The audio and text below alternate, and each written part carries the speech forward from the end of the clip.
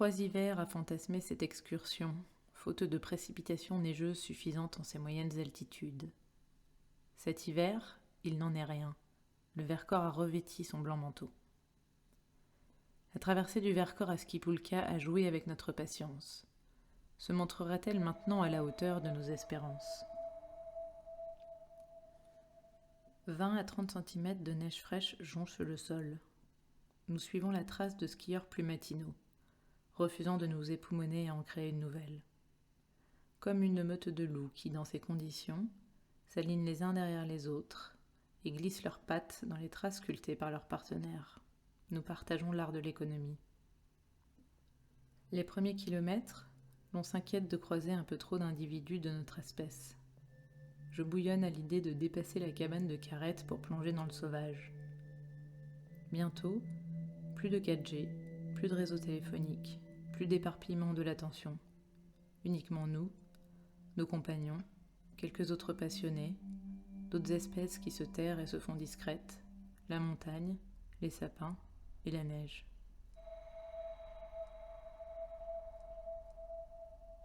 On se laisse aller. On pénètre les hauts plateaux du Vercors. On inhale l'air frais. On oublie la cacophonie de la ville et de ses 450 000 habitants en bas. On s'évade du trop-plein de monde et de bruit. La sensation des grands espaces nous gagne. On règle le rythme de nos pas, celui qui nous permet de ne pas trop transpirer. Car transpirer, c'est mourir, à en croire le manuel de survie grand froid inspecté par Clément avant le départ. Douce illusion. Dès que la pente raidit, malgré le ralentissement de la cadence, difficile d'y échapper. Glisser, s'épargner le lever du pied, se contenter de soulever le talon. Monter, descendre, évoluer. Pousser des cris enfantins dans chaque descente, pourtant pas bien impressionnante. Dans les montées plus raides, allonger le pas. Se courber pour parvenir à hisser, à bout de hanche, la poulka. L'expression « avoir une charrette », que j'emploie fréquemment les jours où je peine à me hisser au sommet d'une montagne, prend tout son sens pendant cette excursion. La terre n'est plus que nuance de blanc et de gris. Seuls nos habits viennent ajouter une palette de couleurs. Du blanc et du gris à perte de vue. La vue s'arrêtant ici souvent à 20 mètres. Puisque la vue est réduite, on se met à tendre l'oreille. On effleure le lichen qui pend habillé d'une robe blanche. Seul l'odorat n'est pas comblé, percevant notre propre odeur alors qu'on sent de plus en plus mauvais.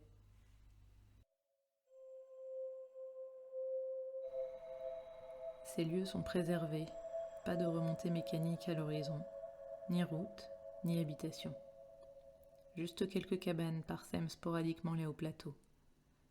Et 2 petites traces de peinture blanche et rouge croisées sur le tronc d'un sapin nous rappellent qu'ici, un chemin se dissimule sous la neige. Plus aucun bruit, percevable à nos oreilles. Quelques oisillons rompent parfois le silence, mais la montagne et sa faune semblent en sommeil. Lorsqu'on se met en glisse, on perçoit alors le doux crissement de la neige sous nos spatules. Parfois, quand la pente s'accentue, la chaussure qui couine, comme si elle partageait notre effort, son propre souffle ou celui de son compagnon, les battements de son cœur qui s'affolent. D'autres fois, une onomatopée « waouh, youhou » exprimant notre joie. Manger avant d'avoir faim pour éviter le coup de mou. Ne pas s'éterniser pendant les pauses. À savoir, ne pas dépasser 3 minutes pour conserver la chaleur de notre corps en action. Continuer à se mouvoir, ne pas rester statique. Mon corps frissonne, je reprends la glisse. Le froid a le mérite de protéger la neige, douce, intacte, pure. Quelle joie plus intense que de glisser dans des cristaux de neige plus légers que les plumes. Cette neige régressive qui rend chaque enfant euphorique, se roulant dedans, s'échangeant des boules de neige, façonnant des bonhommes de neige. Ah, le pouvoir de la neige. Les premières neiges chaque hiver sont toujours, inlassablement, un moment de grâce. Cette légèreté contraste avec celle de notre chargement, environ 25 kg par poulka. Quel plaisir pouvez-vous éprouver en pareille condition? Que de souffrance et d'effort, s'exclameront nos proches. Difficile de trouver les mots pour le décrire. Comme beaucoup d'expériences en montagne, il faut le vivre pour le comprendre.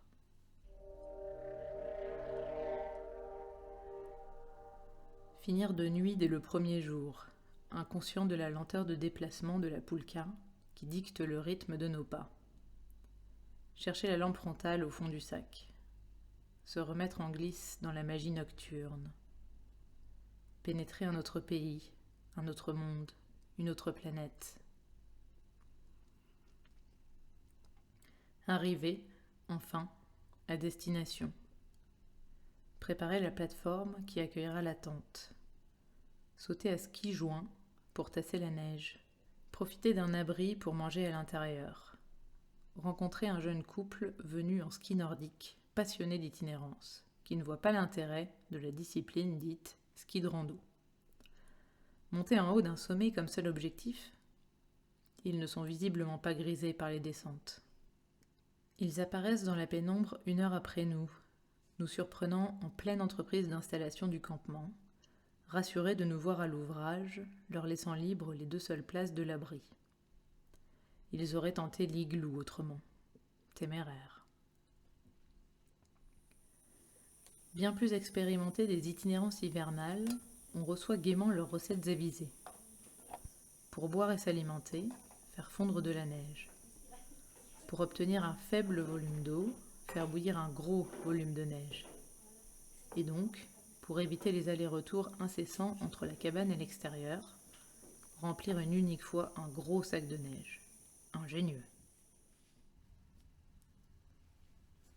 Le lendemain, au petit matin, le givre tapisse tentes et poulkas. On reproduit les gestes de la veille, dans l'autre sens. Enrouler le matelas, enfouir le sac de couchage, déterrer les sardines, replier la tente. 2h30 pour ce joli ménage et se sustenter, avant de reprendre la glisse. Nous louvoyons entre les sapins. Parfois, on se ferait un chemin entre les branches chargées de neige qui empiètent sur la trace.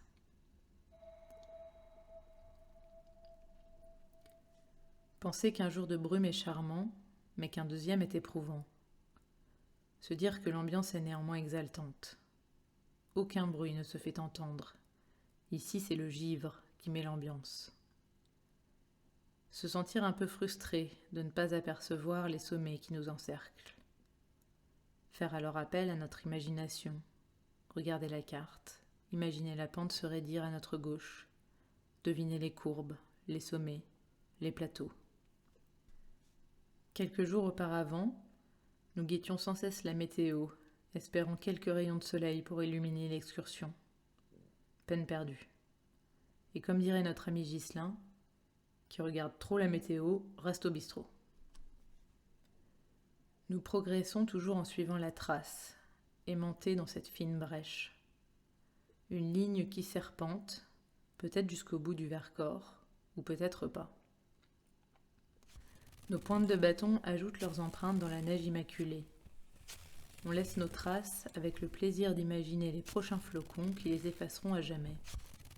Un patrimoine éphémère. Il est si rare que nous autres parvenions à ne laisser aucune trace sur notre passage. On parle peu, on se suit silencieusement, l'un derrière l'autre avec une poulka d'écart. On ne peut se retourner. On s'enivre de shots de silence pour mieux se fondre dans le lieu. L'on pourrait imaginer que les pensées sont prolifiques, toutes ces heures durant à échanger avec soi-même. Il n'en est rien pour ma part. C'est la partition des sensations qui se joue. Les sens, les émotions, le ressenti prennent le dessus et mettent en sommeil la pensée cartésienne. Et c'est peut-être cet état grisant qui est si plaisant. Celui où l'on repousse loin la raison. Car soyons honnêtes, si on l'écoutait, on aurait vite fait de faire demi-tour, d'enlever les peaux et de se lever au fond du fauteuil moelleux au pied du poêle.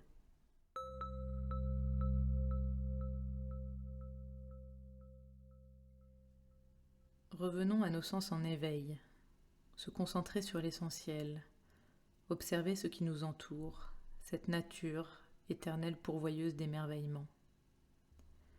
Estimer le poids des kilos de neige accumulés sur chaque branche. Quelle force de la nature ces sapins! Comme le roseau, chaque branche plie mais ne cède pas, malgré la courbe qu'elle observe. Seul le soleil pourra la libérer de ce fardeau, ou un coup de bâton.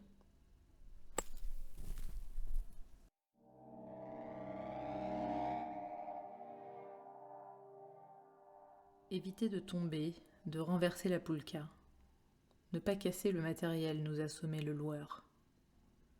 À la fin d'une descente, Marion trébuche sur un rocher affleurant, brisant la barre de traction. Augustin taille un bout de bois et la rafistole à l'aide de l'incontournable élastoplasme qui nous a maintes fois sauvé la mise.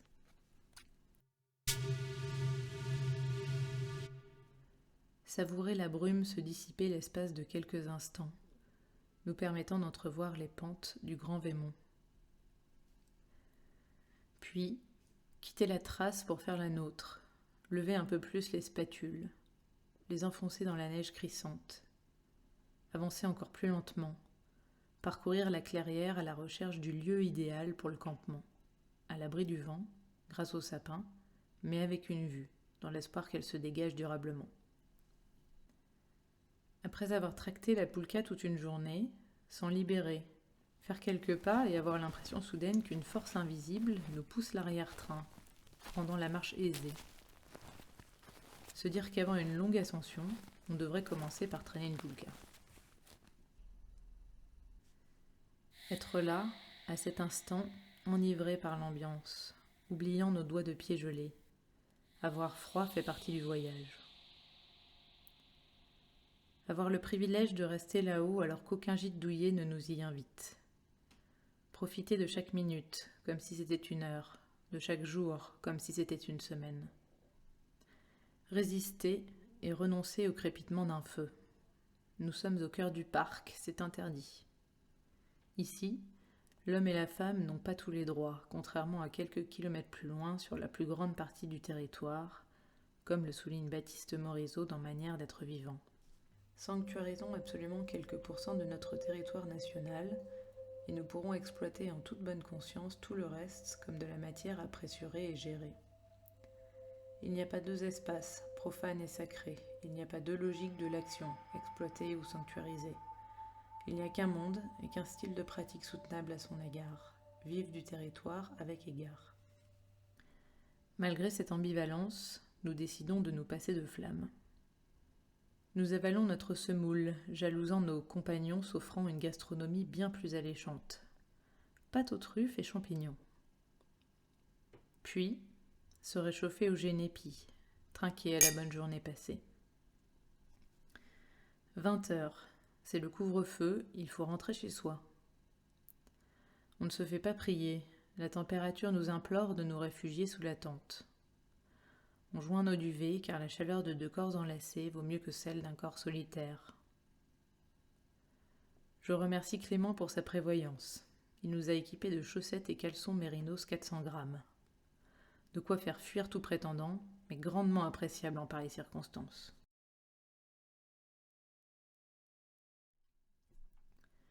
Nous quittons le Grand Vémont. Comme à mon habitude, je remercie les lieux pour la douceur de leur accueil. 2 tétralyres au loin, haut perchés au sommet de sapins reconnus par l'œil aiguisé d'Augustin. Désirer s'en approcher pour mieux les distinguer. Se raviser pour éviter de les épuiser, eux qui s'adaptent et survivent tout l'hiver, sans Gore-Tex, doudoune et chaussettes Mérinos. Rire de notre prétendue supériorité. Je passerai le reste de la journée à scruter les sommets des sapins dans l'espoir d'en apercevoir un autre, en vain. Observer les traces d'animaux. Pour eux, la neige n'est peut-être que trahison. Impossible de dissimuler leurs allées et venues à moins d'être pourvus d'elles. Parfois, certains profitent de la trace des skieurs pour avancer, puis la quittent plus loin pour se dissimuler sous un arbre. Une des plus belles lumières de notre excursion s'offre à nous. À ce moment-là, Le Vercors ne semble rien avoir à envier à la Laponie, à l'exception des aurores boréales peut-être.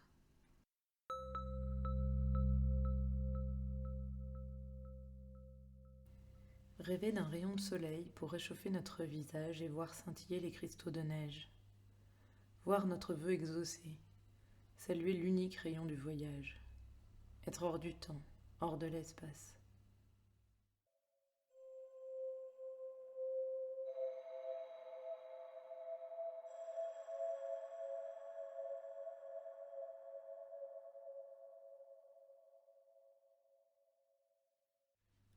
C'était notre première fois, la première fois que nous nous aventurions au ski poulka.